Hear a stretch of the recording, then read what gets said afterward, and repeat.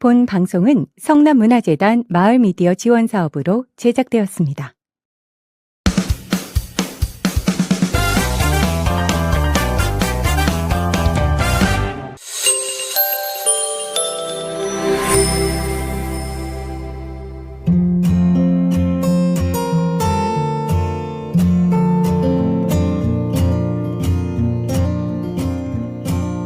안녕하세요. 소보로 라디오입니다.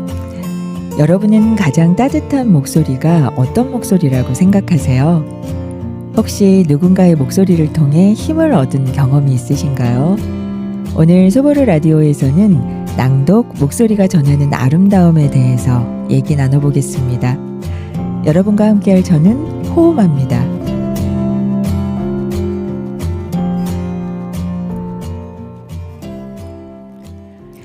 지금 미디어센터 스튜디오에는 저 혼자 앉아 있는데요. 하지만 여느 때보다 많은 분들과 함께하는 느낌이에요. 왜냐하면 많은 분들의 목소리를 담아왔거든요. 방송 진행하면서 어떤 분들이 참여해 주셨는지 목소리로 만나보도록 하겠습니다. 제가 중년이란 타이틀이 생기면서부터 낭독이 참 좋다는 생각을 하게 됐는데요. 여러 해 동안 낭독 공부도 하고 또 낭독회도 열고 낭독봉사와 여러 방송도 하면서 이 목소리를 쓰는 사람들에게 유독 그런 관심이 있나 했는데 주변에서 여러분들과 얘기하다 보면 낭독에 관심 있는 분들이 생각보다 많으시더라고요. 현재 성남시에서도 낭독 교육이 점점 늘어나고 있죠. 덕분에 저도 초심으로 돌아가서 다시 수업을 들어보기도 했는데요. 최근에는 도서관 중 한 곳에서 소보로 멤버분과 수업을 들었어요. 역시 오늘도 목소리 출석 체크해 주신 동굴보이스 희아님이신데요. 희아님이 수업을 듣고 낭독에 대한 경험담을 인터뷰해 주셨거든요. 네, 함께 들어볼게요. 작년부터 라디오 활동을 하다 보니까 소리라는 부분에 관심이 가게 되었습니다. 하다 보니까 저의 모자람이 크게 느껴져서 올해 5월부터 낭독 수업을 신청해서 듣게 되었어요. 좋은 에세이 작품을 선생님의 지도 속에서 배우게 되었는데 저의 말할 때의 특징과 단점을 얘기해 주셔서 신기했어요. 어떤 부분은 저도 막연히 알고 있었던 점이었고요. 또 어떤 부분은 처음 알게 된 저의 잘못된 그런 낭독 습관을 선생님이 콕 집어서 말씀해 주시니까 새롭기도 했습니다. 단점이 잘 고쳐지지 않아서 힘든 점도 있지만요. 좋은 글을 읽으면서 단어 하나하나마다의 소리와 리듬을 느껴볼 수 있어서 좋아요. 또 작가가 글로 표현하려고 했던 의미를 나는 소리로 어떻게 어느 정도로 표현해 볼까 하고 생각해 보고 또 시도까지 해볼 수 있는 재미도 있었고요. 게다가 제가 읽은 글이 자동으로 시각장애인분들에게 제공되는 그런 도서로 등록된다고 들었습니다. 제가 좋아하는 일을 하면서 다른 분들에게 작은 도움이 될 수도 있다고 하니까 감사하더라고요. 네. 희아님 말씀처럼 좋아하는 일을 하면서 다른 분에게도 도움이 된다. 그것만큼 의미 있는 일이 있을까 싶어요. 근데 낭독을 좀 잘해보려고 하다 보면 생각보다 쉽지 않거든요. 이럴 때 배워볼 수 있다면 더 좋을 텐데요. 낭독 관련 수업이 성남시에도 있습니다. 배움숲에서 알아보실 수 있는데요. 무료 수업의 경우에는 판교도서관과 서현도서관의 낭독 교육 수업이 있고요. 수정도서관에서도 시낭독회라는 수업이 있더라고요. 아쉽게 지금은 마감이 된 상태인데요. 제가 서현과 판교도서관에 문의한 바로는 일정이 아직 정확하게 나와 있지는 않지만 다시 수업이 꼭 열린다고 하니까요. 관심 있는 분들은 종종 배움숲 들어가셔서 확인해 보시면 도서관에서 열리는 무료 낭독 수업을 여러 곳에서 만나보실 수 있습니다. 그런데 경쟁이 치열하더라고요. 몇 초 만에 마감되는 경우도 있고요. 광클릭 잊지 마세요. 또 희아님 얘기 중에 시각장애인 녹음봉사 얘기도 하셨는데요. 저희 소보로 라디오에서 희아님처럼 낭독 봉사하는 분이 또 있죠. 오드리 님인데요. 어떻게 낭독 봉사를 하게 되셨는지 목소리로 만나보겠습니다. 제 경우는요, 이제 아이들이 어느 정도 커서 저에게 시간적으로 여유가 생겼어요. 그런데 그 시간들을 제 자신에게 너무 많은 집중을 하고 있더라고요, 제가. 아직 일어나지도 않은 일에 대한 근심 걱정을 하고, 또 불안해하고, 그러면서 밤에 잠도 잘 안 오고, 그렇게 힘든 시간을 좀 보냈어요. 그러다가 생각을 했죠. 그 많은 에너지들을 제 안이 아닌 밖으로 한번 돌려보자. 이런 생각을 갖고 봉사에 대해서 진지하게 생각을 했어요. 그런데 어떤 봉사를 하면 나에게 좋을까? 이런 생각을 하다가 제 관심사와 적성에 맞는 봉사를 찾아보자. 그래서 찾은 게 낭독 봉사인데요. 낭독 봉사에 대해서 검색도 해보고 또 어느 곳으로 가야 좋을까, 또 지리적으로 또 가까운 곳이 좋다고 하더라고요. 그래야 또 길게 꾸준히 할 수 있고, 그래서 발견한 곳이 있었습니다. 인근에서 점자 도서관에서 시각 장애인을 위한 낭독 봉사를 문을 두드렸고, 또 그곳에서 이제 낭독 봉사를 시작을 해서 몇 개월 지금 봉사를 진행하고 있습니다. 오드리님 얘기 들으면서 공감 가는 분들 많으실 것 같아요. 내가 무엇을 하고 싶은지 고민하는 건 학생 때도 그렇지만 중년이 되어서도 마찬가지겠죠. 그래서 소보르 라디오에서도 중년분들을 위한 배움 관련 프로젝트도 하고 있고요. 오늘 방송 중인 낭독 봉사에 관심 있는 분들도 계실 텐데요. 이 오드리 님이 말하신 가까운 곳은 성남시 한마음 복지관이에요. 시각장애인을 위한 점자 도서관을 운영하고 있는데요. 현재 오드리 님과 제가 낭독 봉사를 하고 있습니다. 8월 달에는 이 낭독 녹음뿐만 아니라 복지관 행사가 있어서 저희가 직접 무대에 올라 낭독극을 한 적이 있었어요. 저희가 오히려 위로도 받고 힘도 얻고 그랬던 기억이 있습니다. 그리고 수고해 주시는 분들이 정말 많았는데요. 그 중에서도 녹음 봉사하러 갈 때마다 도움 주시는 분이 계세요.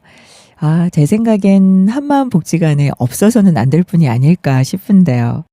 낭독 봉사에 대한 생각과 봉사자 신청에 대한 얘기도 담아왔거든요. 함께 들어보시죠. 안녕하세요. 한마음복지관 점자도서관에서 점역교정사로 근무하고 있는 노정아입니다. 우리 도서관은 시각장애인분들이 책을 좀 더 가까이에서 만나실 수 있도록 대체 도서를 제작하고 있습니다. 점자도서도 만들지만 많은 분들이 기다리시는 자료는 바로 낭독봉사자들의 목소리로 완성되는 녹음도서예요. 낭독봉사자는 단순히 책을 읽는 사람이 아니라 책 속의 감동과 메시지를 목소리로 전달하는 특별한 역할을 맡고 있습니다. 그래서 낭독봉사자를 선발할 때는 또렷한 발음과 정확한 전달력, 그리고 무엇보다 꾸준히 함께할 수 있는 책임감을 중요하게 봅니다. 이용자분들은 그 목소리를 통해 책을 듣고 또 세상을 만날 수 있기 때문입니다. 현재 올해 봉사자 모집은 모두 마감된 상태인데요. 내년 2월에서 3월 사이에 한마음복지관 홈페이지를 통해 새로운 봉사자분들을 모집할 예정입니다. 관심 있으신 분들은 기억해 두셨다가 지원해 주시면 좋겠습니다. 낭독봉사는 책을 읽어주는 일을 넘어 누군가에게 지식과 문화, 그리고 삶의 기쁨을 전하는 일이라고 생각합니다. 여러분의 목소리가 누군가에게는 큰 힘이 되고 또 삶을 밝히는 빛이 될 수 있습니다. 앞으로도 많은 관심과 응원 부탁드립니다. 감사합니다. 마음만큼이나 목소리도 참 예쁘고 말씀도 잘하시죠. 장애인분들의 독서 환경을 위해 열심히 활동하고 있는 노정화 점역교정사였습니다. 꾸준함도 정말 중요할 것 같네요. 낭독봉사에 관심 있는 분들은 복지관에 문의해 보시면 되는데요. 업무가 바쁘시니까요. 문의는 메모해 두셨다가 내년 2월쯤에 부탁드릴게요. 낭독봉사는 단순히 책을 읽어주는 행위를 넘어서 나눔과 기쁨 그리고 보람이 있는 것 같아요. 올해는 나를 위한 낭독으로 책 많이 읽으시고요. 내년에 도전해 보시기 바랍니다. 네, 또 봉사까지 이어지면 좋겠지만 나를 위해 책을 읽을 때 소리내서 읽는 게 좋다고 하죠. 낭독의 좋은 점 4가지로 정리해 봤습니다. 먼저 뇌 활동 활성화와 기억력 향상에 도움을 준다고 합니다. 일본 도호쿠 대학교 가와시마 류타 교수의 연구에 따르면 소리내어 읽기를 할 때는 생각하기와 글쓰기, 눈으로 읽기를 할 때보다 전체 뇌신경세포의 70%가 넘는 월등히 많은 뇌신경세포가 반응했다고 합니다. 이는 묵독, 그러니까 속으로 읽기나 단순히 외우기 등을 했을 때보다 훨씬 높은 수치라고 하네요. 그리고 2번째, 집중력과 이해력 향상에 도움을 줍니다. 이탈리아 토렌토 대학교의 연구에 따르면 초등학생들에게 매일 1시간씩 소리내서 책을 읽어주었더니 낭독을 했던 교사에게도 도움이 되었지만 듣고 있던 아이들도 4개월 후 지능지수가 상당 수준 높아진 것으로 나타났다고 하네요. 아이들 유아기 때는 보통 어머님들이 그림책 많이 읽어주시는데요. 초등학교 자녀를 둔 부모님도 참고하시면 좋겠네요. 요즘은 치매 예방이나 치유에 좋다고 해서 나이 드신 어르신들도 그림책 수업이 있죠. 네, 3번째, 언어 능력이 좋아지고 표현력도 증진된다고 합니다. 이건 저만 보더라도 알 수 있는데요. 개인적으로 낭독 관련 일을 하고 있기도 하고요. 올해는 유독 낭독 봉사 기회가 많았어요. 오드리님과 하는 것도 있고 또 희아님하고도 하고요. 그 외에도 알라딘과 한국장애인재단이 협업하는 목소리 봉사단 활동도 하고 있는데요. 이런 여러 낭독 봉사 덕분에 입 밖으로 소리내어 책을 읽을 일이 더 많아졌거든요. 그래서 그런지 나름 문장 표현력까지 좋아지더라고요. 네, 좋은 일도 하면서 저도 성장할 수 있어서 감사한 일인데요. 네, 여러분들도 하실 수 있습니다. 네. 그리고 마지막으로 정서적 안정과 사회적 유대감 형성에도 도움을 준다고 하네요. 결론적으로 낭독은 시각, 청각, 발성과 같은 여러 감각을 통합적으로 활용해서 이 뇌를 활성화하고 집중력과 기억력, 언어 능력, 그리고 표현력에 이르기까지 전반적인 인지 능력을 향상시키는 데 매우 좋은 방법이라고 할 수 있는데요. 이러한 효과는 학업 성취뿐만 아니라 전반적인 삶의 질 향상에도 기여할 수 있겠죠. 낭독에 대한 좋은 점들도 얘기 나눠봤는데요. 제가 소보루 멤버분들께 미션을 드렸어요. 본인이 인생 모토로 삼고 있는 명언이나 뭐 좋아하는 책의 구절, 뭐 드라마나 영화 속 명대사가 있으면 낭독해 주십사 했거든요. 다들 흔쾌히 녹음해서 보내주셨는데요. 들어보니까 이 묵독과는 또 다른 소리가 주는 즐거움이 정말 있더라고요. 어떤 좋은 얘기들을 해주실지 우리가 문해학교 때 신앙송만 들어봤었는데요.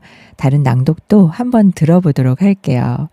별사탕님은 책 구절이어서 출판사에 연락하셔서 허락까지 받으셨다고 하더라고요. 네, 그 김신지 작가의 제철 행복 중 24절기의 추분 부분을 낭독한다고 하는데요. 눈앞의 계절을 놓치지 않으며 틈틈이 제철 행복을 챙기는 법을 청취자분들과 나누고 싶다고 하셨어요. 네, 바로 만나볼게요. 그리고 이어서 우리 마마곤님, 오드리님, 희안님의 좋은 얘기도 함께 하겠습니다. 제철 행복, 김신지. 옷깃을 여미게 하는 추위를 느끼며 이젠 별 수 없이 창을 닫아야겠네 하는 밤이 오기까지 창문을 열어두고 지내는 걸 좋아하는 내게 추부는 자연의 자장가 소리가 깊어지는 계절이다. 지금 사는 집은 산의 면에 있어서 5월부터는 소쩍새 소리가, 여름의 문턱에선 개구리 울음소리가, 그 후로는 매미 소리와 풀벌레 소리가 번갈아 창을 넘어 들어온다.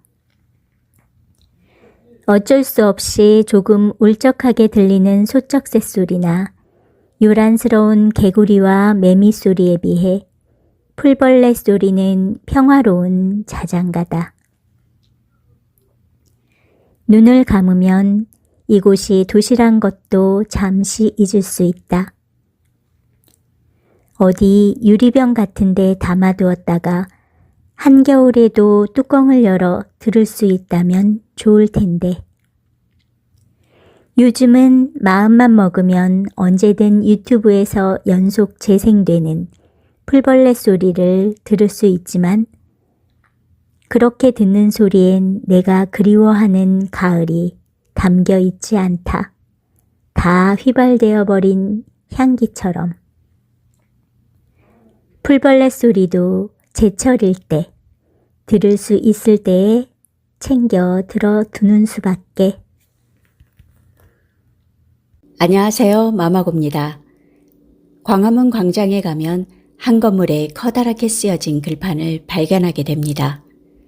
그곳을 지나는 많은 사람들의 마음을 두드리는 글귀들이 1년에 4번씩 새롭게 바뀌고 있죠. 저도 저의 젊은 어느 날 그곳에 자리 잡고 내게 말을 걸어오는 그 글귀를 발견하고 발걸음을 멈춰섰던 적이 있었어요. 그 글들이 저에게 위로가 되고 격려와 희망이 되어주곤 했었는데요. 아직도 그곳을 지날 때면 이번엔 어떤 글귀가 걸려 있을지 궁금하고 찾아보게 됩니다. 그래서 오늘은 여러분들에게 이 좋은 글판을 소개해드리고 싶네요. 그동안 걸려 있었던 글귀 중에 제가 좋아했던 글귀는요. 기다리지 않아도 오고 기다림마저 잃었을 때에도 너는 온다. 더디게 더디게 마침내 올 것이 온다. 봄. 이성부님의 봄이라는 시 중에서인데요. 어쩌면 힘들고 지쳐있을 당신에게 시간은 흘러 봄은 반드시 온다고 희망의 메시지를 주었던 글귀입니다. 이 밖에도 정말 좋은 글귀들이 많은데요. 저에게 주어진 시간이 짧으니 끝으로 현재 걸려있는 글판의 글을 소개해 드릴게요. 이상하지? 살아있다는 건 참 아슬아슬하게 아름다운 일이란다. 최상자님의 20년 후의 지혜계라는 시 중에 있는 글귀입니다. 아슬아슬하게 아름다운 삶을 사는 여러분들의 마음에도 작은 울림이 되길 바랍니다. 안녕하세요. 소보로 오드리입니다. 제가 여러분들께 들려드릴 낭독은 영화 영린에 나온 현빈의 대사입니다.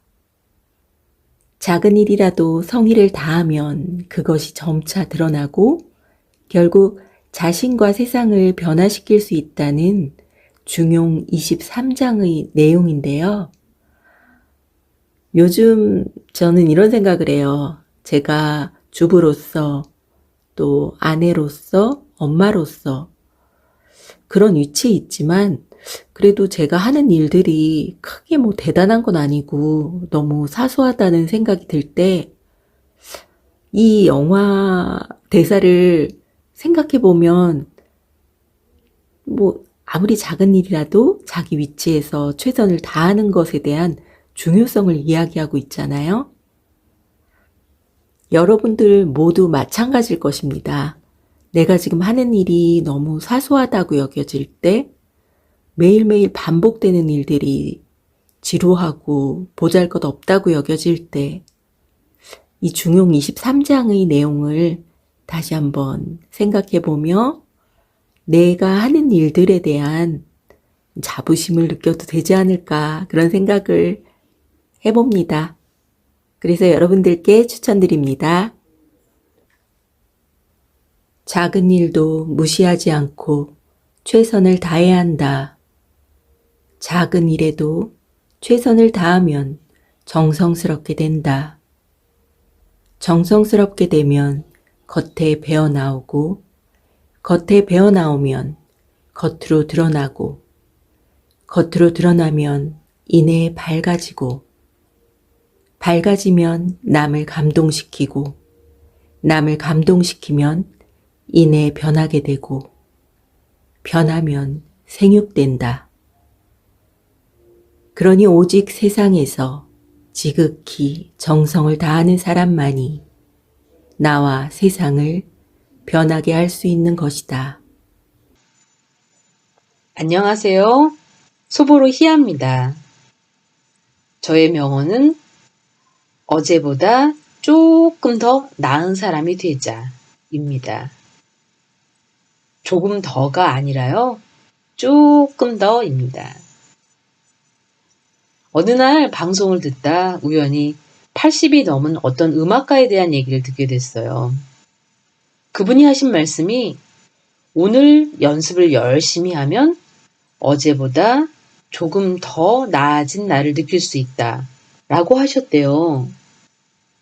평생을 음악과 함께 연습하면서 살아오셨을 80대의 나이든 음악가가 그런 말씀을 하시다니. 너무 오래돼서 그분이 피아니스트였는지 첼리스트였는지 이름도 지금은 기억이 나지 않아요. 그렇지만 저는 그런 분도 조금 더 나아지기 위해 노력하시는데 저는 더 자그맣지만 조금 더 나아지기 위해 하루하루 노력해봐야겠다. 이런 생각을 하게 됐습니다. 네, 조금 더 알겠습니다. 감성 한 스푼 얹은 낭독부터 대화처럼 들려주신 낭독까지 잘 들었습니다. 너무 마음에 새길 좋은 말씀들인데요. 저도 마음에 깊이 담겠습니다. 이제 마쳐야 할 시간인데요. 책장을 넘길 때마다 글자들이 소리가 되어 마음을 어루만진다면 누군가에게는 새로운 세상을 열어주는 창이, 또 다른 누군가에게는 따뜻한 위로가 되기도 하겠죠. 독서의 계절인 가을, 내가 좋아하는 책을 소리내어 낭독해보는 건 어떨까요? 꼭 꾀꼬리 같은 예쁜 목소리가 아니어도 진심을 다한 목소리라면 충분히 행복하지 않을까요? 신중년 제2의 인생을 꿈꾸는 우리가 이 또 배움에 봉사까지 더한다면 더욱 풍요로운 삶이 될 거라는 생각도 더불어 해봅니다. 오늘 목소리로 많은 분들과 함께 했는데요. 한마음 복지관의 노정화 점역교정사님, 바쁘신데 흔쾌히 응해주셔서 특히 감사드리고요. 우리 목소리로 함께한 소보로 라디오 멤버분들 고맙습니다. 언제나 든든하네요. 네. 이 시간 여러분과 함께한 저는 웃음 많은 소보로 라디오의 호우마였습니다. 그리고 2주 후엔 희아님이 기다리고 계시니까요. 그것도 많이 기대해 주세요. 소보로 라디오 청취자 여러분, 오늘도 좋은 하루 되세요. 안녕.